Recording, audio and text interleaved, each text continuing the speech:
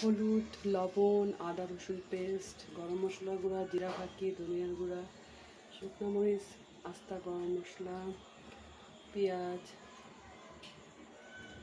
পেঁয়াজ কুচি, তো আর শুকনো মরিচ আছে। আর কিছু স্কিপ করলে দেখাই যাচ্ছে, তোমরা দেখে নিও। সরষের তেল।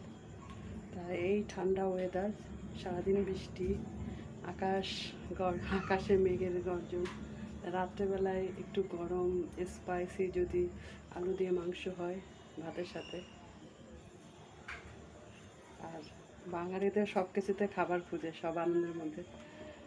শীতের মধ্যে খাবার খুঁজে, গরমে খাবার খুঁজে, গরমে কী খাইলে গরম কম লাগবে, ঠান্ডার মধ্যে কী খাইলে ভালো লাগবে। আসলে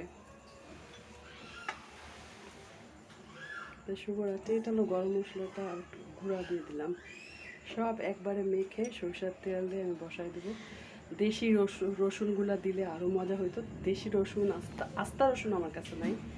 তা সবাইকে শুভরাত্রি। আর এই যে আলুগুলো আমি ছিলে ধুয়ে রাখছি, আলুগুলা দিব একটু মাংসটা সিদ্ধ হওয়ার পরে। তো অনেক রাতে রান্না বান্না হচ্ছে আর কি রাতে।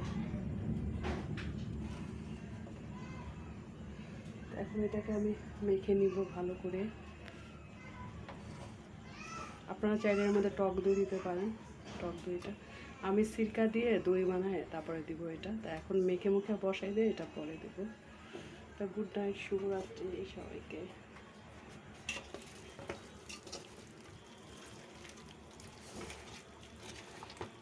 ঠান্ডা ওয়েদারে ভালো লাগে স্পাইসি খাবার খেতে।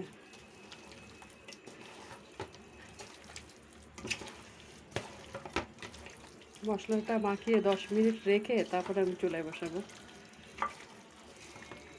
আমরা নাস্তা খেয়েছি, তরমুজ খাওয়া হয়েছে, কেক খাওয়া হয়েছে, একটু দেরিতে খাইলে সমস্যা নাই।